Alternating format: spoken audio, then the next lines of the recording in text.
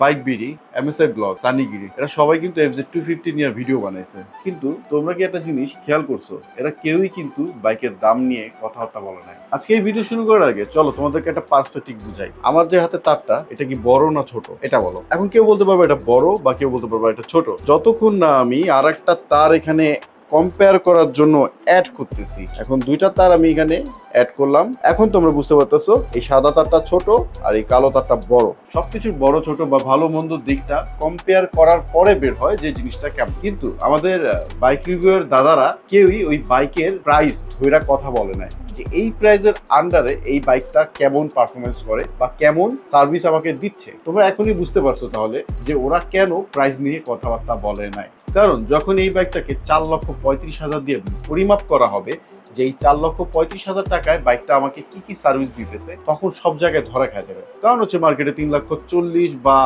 4 লক্ষ টাকার আশেপাশে যেই বাইকগুলো আছে ওগুলা টর্ক বেশি, হর্স পাওয়ার বেশি এই বাইকটার তুলনায়। আর এই বাইকটা 4,35,000 টাকার তুলনায় ওই সব বাইকের থেকে হর্স পাওয়ার কম, টর্ক কম, কিন্তু দামের দিক থেকে ওই বাইকের থেকে অনেক বেশি, প্রায় 1 লক্ষ টাকা বেশি। এখন রিভিউ করা দাদারা যদি এই 4,35,000 টাকা দাম বইলা এই বাইকটাকে কম্পেয়ার করতো কোনো বাইকের সাথে অথবা রিভিউ করতো, তখন দেখা যেত যে এই বাইকটার প্রাইস অনেক বেশি। আপনি আমি যাদেরকে বিশ্বাস করে তাদের ভিডিও দেখা একটা বাইক কেনার সিদ্ধান্ত নেই, তারা কতটা ম্যানিপুলেট করতে পারে একটা মানুষকে একটা নির্ধারিত কোম্পানির বাইক কেনার জন্য। আসলে বেশি কথা না বাড়ায় যদি আমি সংক্ষেপে বলি, তাহলে হচ্ছে আমাদের এখন নিজেদেরই সচেতন হওয়া উচিত। কারণ আমার টাকার বাইক আমি কিনবো, আমার ব্রেন খাটে আমি নিজে যাচাই বাছাই করে কিনবো। হ্যাঁ, অনেকে আছে যারা যাচাই বাছাই করতে পারে না বা বাইক সম্বন্ধে অতটা আইডিয়া রাখে না, তাদের হয়তো এইসব ভিডিও দেখতে হয়। আমি তাদেরকে বলবো, ভাই এখন 2025 সাল, নেট আছে, মোবাইল আছে, চেক করেন, ফ্যাক্ট চেক করেন